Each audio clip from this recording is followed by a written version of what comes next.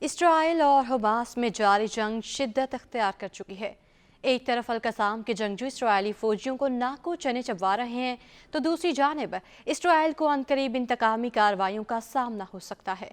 اس کی ایک مثال یمن کی حوثیوں کا اسرائیل سے وابستہ بحری جہاز کو ہائی جیک کرنا اور اسرائیلی اہداف کو نشانہ بنانا ہے۔ حوثیوں نے اکتوبر میں شروع ہونے والی غزہ جنگ کے بعد حماس کی مدد کے عزم کا اظہار کیا تھا اور وہ مغربی طاقتوں کی جانب سے انتباہ کے باوجود بھرپور طریقے سے ان کی پشت پناہی کر رہے ہیں۔ دوسری جانب لبنان میں حماس کے نائب صالح العاوری کی ڈرون حملے میں شہادت ایک اور ایسی پیش رفت ہے جو مشرق وسطی میں حالات کو خطرناک موڑ پر لے آئی ہے۔ کیا خطے کی دوسری ریاستی اور غیر ریاستی طاقتیں بھی اس جنگ میں بھرپور طریقے سے شامل ہونے والی ہیں؟ یہ وہ سوال ہے جس کا جواب جاننا بہت ضروری ہے۔ اسرائیل کے سب سے اہم اتحادی امریکہ نے جنگ کو حزب اللہ تک لے جانے کے خلاف بارہا خبردار کیا ہے، کیونکہ اس کے بہت دور رس نتائج ہو سکتے ہیں۔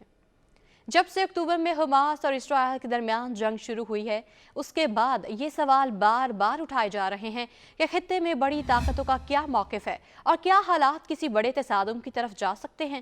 یہ سوال حالیہ پیش رفت کے بعد اور بھی اہمیت اختیار کر گئے ہیں۔ جب اسرائیل نے غزہ پر انتقامی حملہ کیا تھا تو ملک کی لیڈرشپ نے حماس کا مکمل طور پر خاتمہ کرنے کا عندیہ دیا تھا۔ اب ملک میں باہر موجود حماس کی لیڈرشپ پر حملے اس جنگ کو نیا رخ دے رہے ہیں۔ حماس کے جن رہنماؤں کو ٹارگٹ کیا گیا ہے وہ حماس، حزب اللہ اور ایران کے درمیان اہم رابطہ کار کا کردار ادا کر رہے تھے۔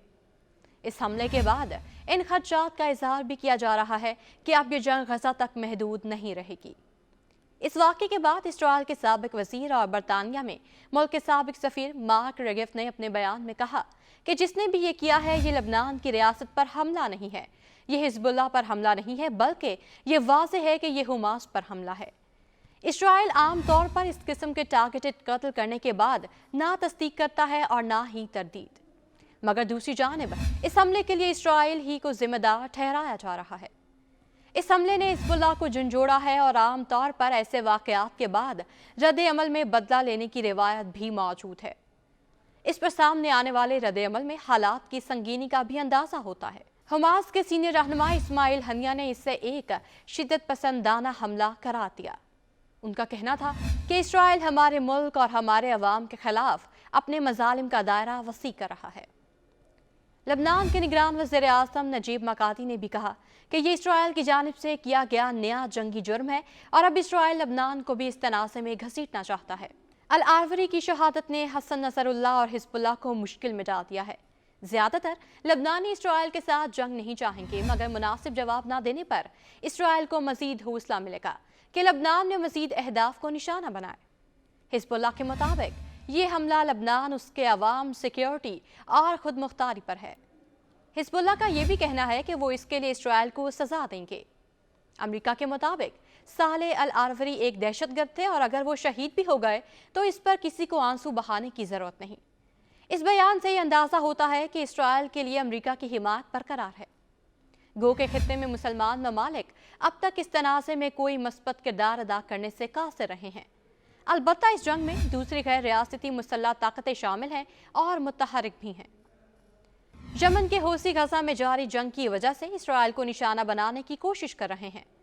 اپنی اسٹریٹجک پوزیشن کا استعمال کرتے ہوئے حوثیوں نے بحیرہ احمر سے گزرنے والے بڑے بحری جہازوں کو نقصان پہنچایا ہے، جن میں اسرائیل سے وابستہ بحری جہاز بھی شامل ہیں۔ یہ معاملہ مغربی طاقتوں کے لیے ایک بڑا درد سر بن گیا ہے۔ سوال یہ ہے کہ حوثی اسرائیل کے لیے خطرہ کیسے بنے اور یہ اس جنگ کی ایک اہم کڑی کیوں ہے؟ جغرافیائی حساب سے حوثی یمن کی کوسٹ لائن کے ایسے علاقے کو کنٹرول کرتے ہیں جو عالمی تجارت کے لیے بہت اہم ہے۔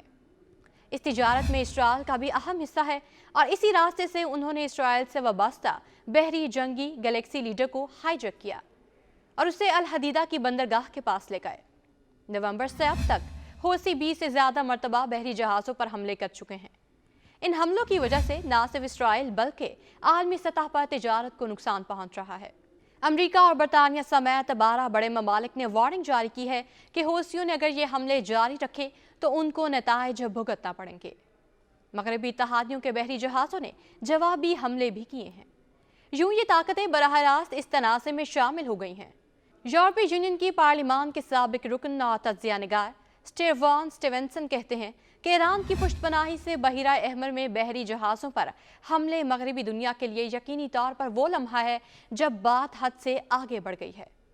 मगरबी इत्तेहादियों की कार्रवाइयाँ खित्ते की दूसरी ताकतों को भी इस तनाज़े में घसीट सकती हैं।